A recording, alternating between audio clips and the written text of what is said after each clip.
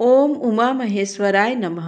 आप सभी का हमारे YouTube चैनल पर हार्दिक स्वागत है।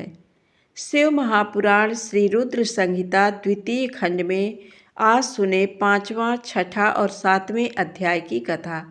तीसरे और चौथे अध्याय में आपने जाना भगवान शिव की अद्भुत लीला, ब्रह्मा जी के द्वारा कामदेव को श्राप देना और कामदेव रति के विवाह की कथा। अब नारद जी ब्रह्मा जी से प्रश्न करते हैं, हे ब्रह्मा जी, ब्रह्मा कुमारी संध्या कहाँ गई? पितरों को उत्पन्न करने वाली उनका विवाह कब और किससे हुआ? संध्या के विषय में मेरी जिज्ञासा शांत करिए। तब सूत जी बोले, हे ऋषियों, नारद जी के इस प्रकार प्रश्न करने पर ब्रह्मा जी ने कहा, मुने, संध्या का चरित्र सुनकर समस्त कामनियाँ सती साध्वी हो सकती हैं। वह संध्या मेरी मानस पुत्री थी, जिसने घोर तपस्या करके अपना शरीर त्याग दिया था। फिर वह मुनिश्रेष्ठ मेधातिथि की पुत्री अरुंधति के रूप में जन्मी। संध्या ने तपस्या करते हुए अपना शरीर इसलिए त्याग दिया था क्योंकि वह स्वयं को पापिनी समझती थी। उसे देखकर स्वयं उसके पिता और भाइयों में काम की इच्छा जागृत हुई थी। तब उसने इसका प्रायश्चित करने के बारे में सोचा तथा निश्चय किया कि वह अपना शरीर वैदिक अग्नि में जला देगी, जिससे मर्यादा स्थापित हो। भूतल पर जन्म लेने वाला कोई भी जीव तरुणावस्था से पहले काम के प्रभाव में नहीं आ पाएगा। ये मर्यादा स्थापित कर मैं अपने जीवन का त्याग कर दूंगी। मन में ऐसा विचार करके संध्या चंद्रभाग नामक पर्वत पर चली गई। यहीं से चंद्रभागा नदी का प्रारंभ हुआ। इस बात का ज्ञान होने पर मैंने वेद शास्त्रों के पारंगत विद्वान, सर्वज्ञ और ज्ञान योगी पुत्र वशिष्ठ को वहां जाने की आज्ञा दी। मैंने वशिष्ठ जी को संध्या को विधिपूर्वक दीक्षा देने के लिए वहां भेजा था। नारद, चंद्रभाग पर्वत पर एक देव सरोवर है जो जलाशयोचित गुणों से पूर्ण है। उस सरोवर के तट पर बैठी संध्या इस प्रकार सुशोभित हो रही थी जैसे प्रदोष काल में उदित चंद्रमा और नक्षत्रों से युक्त आकाश शोभा पाता है। तभी उन्होंने चंद्रभागा नदी का भी दर्शन किया। तब उस सरोवर के तट पर बैठी संध्या से वशिष्ठ जी ने आदरपूर्वक पूछा, हे देवी, तुम इस निर्जन पर्वत पर क्या कर रही हो? तुम्हारे माता पिता कौन हैं? यदि ये छिपाने योग्य ना हो तो कृपया मुझे बताओ। ये वचन को सुनकर संध्या ने महर्षि वशिष्ठ की ओर देखा। उनका शरीर दिव्य तेज से प्रकाशित था। मस्तक पर जटा धारण किए वे साक्षात कोई पुण्यात्मा जान पड़ते थे। संध्या ने आदरपूर्वक प्रणाम करते हुए वशिष्ठ जी को अपना परिचय देते हुए कहा, ब्राह्मण, मैं ब्रह्मा जी की पुत्री संध्या हूँ। मैं इस निर्जन पर्वत पर तपस्या करने आई हूँ। यदि आप उचित समझें तो मुझे तपस्या की विधि बताइए। मैं तपस्या के नियमों को नहीं जानती हूँ, अतः मुझ पर कृपा करके आप मेरा उचित मार्गदर्शन करें। संध्या की बात सुनकर वशिष्ठ जी ने जान लिया कि देवी संध्या मन में तपस्या का दृढ़ संकल्प कर चुकी हैं। इसलिए वशिष्ठ जी ने भक्त वत्सल भगवान शिव का स्मरण करते हुए कहा, हे देवी, जो सबसे महान और उत्कृष्ट हैं, सभी के परम आराध्य हैं, जिन्हें परमात्मा कहा जाता है, तुम उन महादेव शिव को अपने हृदय में धारण करो। भगवान शिव ही धर्म, अर्थ, काम और मोक्ष के स्रोत हैं। तुम उन्हीं का भजन करो। ओम नमः शिवाय मंत्र का जाप करते हुए मौन तपस्या करो। उसके अनुसार मौन रहकर ही स्नान तथा शिव पूजन करो। प्रथम 2 बार छठे समय में जल को आहार के रूप में लो। तीसरी बार छठा समय आने पर उपवास करो। देवी, इस प्रकार की गई तपस्या ब्रह्मचर्य का फल देने वाली तथा अभीष्ट मनोरथों को पूरा करने वाली होती है। अपने मन में शुभ उद्देश्य लेकर शिव जी का मनन व चिंतन करो। वे प्रसन्न होकर तुम्हारी मनोकामना अवश्य पूरी करेंगे। इस प्रकार संध्या को तपस्या की विधि बताकर और उपदेश देकर मुनि वशिष्ठ वहां से अंतर्धान हो गए। ब्रह्मा जी बोले, हे महाप्राज्ञ नारद, तपस्या की विधि बताकर जब वशिष्ठ जी चले गए तब संध्या आसन लगाकर कठोर तप शुरू करने लगी। वशिष्ठ जी द्वारा बताए गए विधान एवं मंत्र द्वारा संध्या ने भगवान शिव की आराधना करनी आरंभ कर दी। उसने अपना मन शिव भक्ति में लगा दिया और एकाग्र होकर तपस्या में मग्न हो गई। तपस्या करते करते 4 युग बीत गए। तब भगवान शिव प्रसन्न हुए और संध्या को अपने स्वरूप के दर्शन दिए। जिसका चिंतन संध्या द्वारा किया गया था, भगवान का मुख प्रसन्न था, उनके स्वरूप से शांति बरस रही थी। संध्या के मन में विचार आया कि मैं महादेव की स्तुति कैसे करूं। इसी सोच में संध्या ने नेत्र बंद कर लिए। भगवान शिव ने संध्या के हृदय में प्रवेश कर उसे दिव्य ज्ञान दिया, साथ ही दिव्य वाणी और दिव्य दृष्टि भी प्रदान की। संध्या ने प्रसन्न मन से भगवान शिव की स्तुति की। संध्या बोली, हे निराकार परम ज्ञानी लोक सृष्टा भगवान शिव, मैं आपको नमस्कार करती हूँ, जो शांत निर्मल निर्विकार और ज्ञान के स्रोत हैं, जो प्रकाश को प्रकाशित करते हैं। उन भगवान शिव को मैं प्रणाम करती हूँ, जिनका रूप अद्वितीय शुद्ध माया रहित प्रकाशमान सच्चिदानंदमय नित्यानंदमय सत्य ऐश्वर्य से युक्त तथा लक्ष्मी और सुख वाला है।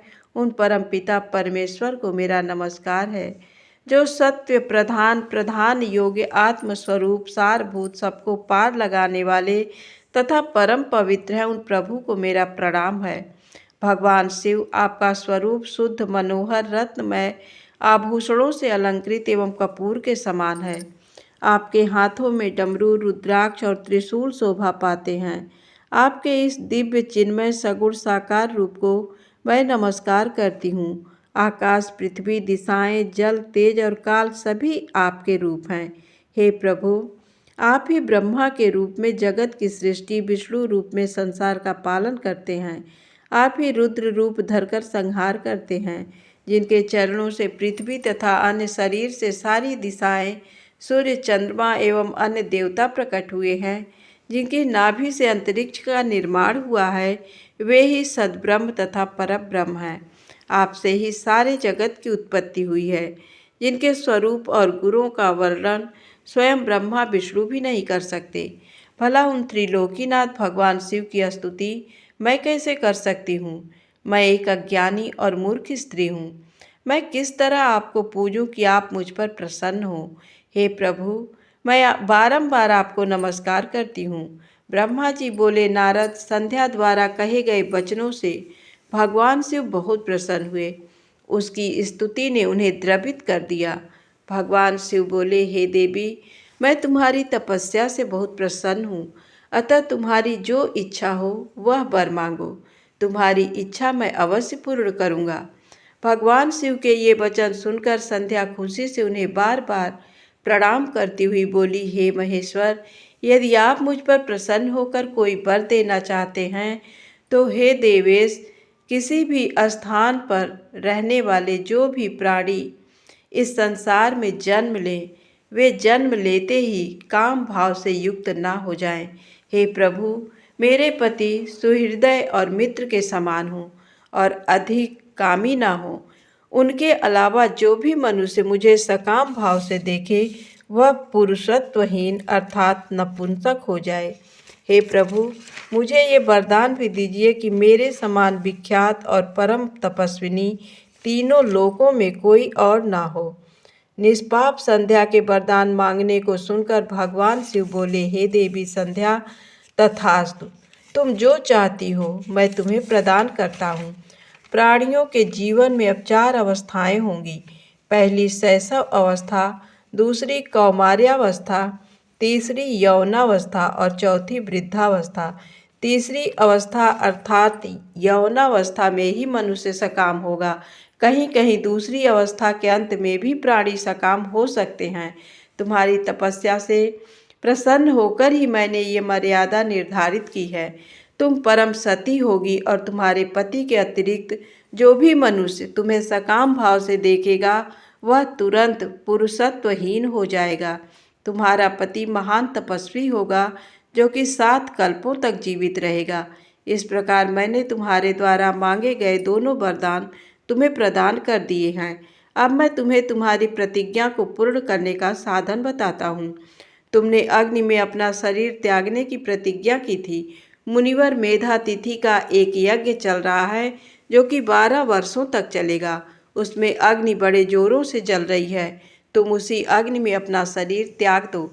चंद्रभागा नदी के तट पर ही तपस्वियों का आश्रम है जहाँ महायज्ञ हो रहा है। तुम उसी अग्नि से प्रकट होकर मेधातिथि की पुत्री होगी। अपने मन में जिस पुरुष की इच्छा करके तुम शरीर त्यागोगी वही पुरुष तुम्हें पति रूप में प्राप्त होगा। संध्या जब तुम इस पर्वत पर तपस्या कर रही थी तब त्रेता युग में प्रजापति दक्ष की बहुत सी कन्याएं हुईं। उनमें से 27 कन्याओं का विवाह उन्होंने चंद्रमा से कर दिया। चंद्रमा उन सबको छोड़कर केवल रोहिणी से प्रेम करते थे। तब दक्ष ने क्रोधित होकर उन्हें शाप दे दिया। चंद्रमा को शाप से मुक्त कराने के लिए उन्होंने चंद्रभागा नदी की रचना की। उसी समय मेधातिथि यहाँ उपस्थित हुए थे। उनके समान कोई तपस्वी न है न होगा। उन्हीं का ज्योतिष्टोम नामक यज्ञ चल रहा है जिसमें अग्निदेव प्रज्वलित हैं। तुम उसी आग में अपना शरीर डालकर पवित्र हो जाओ और अपनी प्रतिज्ञा पूरी करो। इस प्रकार उपदेश देकर भगवान शिव वहाँ से अंतर्धान हो गए। ब्रह्मा जी कहते हैं, नारद, जब भगवान शिव देवी संध्या को वरदान देकर वहाँ से अंतर्धान हो गए तब संध्या उस स्थान पर गई जहाँ पर मुनि मेधातिथि यज्ञ कर रहे थे। उन्होंने अपने हृदय में तेजस्वी ब्रह्मचारी वशिष्ठ जी का स्मरण किया तथा उन्हीं को पति रूप में पाने की इच्छा लेकर संध्या महायज्ञ की प्रज्वलित अग्नि में कूद गई। अग्नि में उसका शरीर जलकर सूर्यमंडल में प्रवेश कर गया। तब सूर्य ने पितरों और देवताओं की तृप्ति के लिए उसे 2 भागों में बांटकर रथ में स्थापित कर दिया। उसके शरीर का ऊपरी भाग प्रातः संध्या हुआ और शेष भाग सायं संध्या हुआ। सायं संध्या से पितरों को संतुष्टि मिलती है। सूर्योदय से पूर्व जब आकाश में लाली छाई होती है अर्थात अरुणोदय होता है उस समय देवताओं का पूजन करें। जिस समय लाल कमल के समान सूर्य अस्त होता है अर्थात डूबता है उस समय पितरों का पूजन करना चाहिए। भगवान शिव ने संध्या के प्राणों को दिव्य शरीर प्रदान कर दिया। जब मेधातिथि मुनि का यज्ञ समाप्त हुआ तब उन्होंने एक कन्या को जिसकी कांति सोने की समान थी अग्नि में पड़े देखा। उसे मुनि ने भली प्रकार स्नान कराया और अपनी गोद में बैठा लिया। उन्होंने उसका नाम अरुंधति रखा।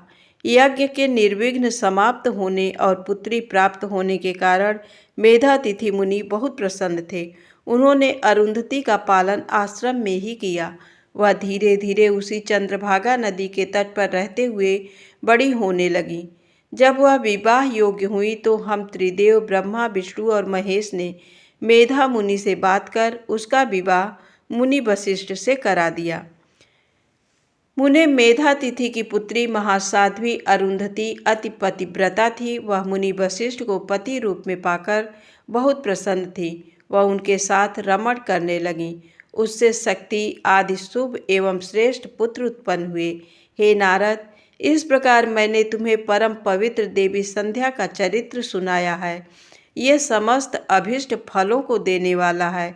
ये परम पावन और दिव्य है। जो स्त्री पुरुष इस शुभ व्रत का पालन करते हैं उनकी सभी मनोकामनाएं पूरी होती हैं। धन्यवाद।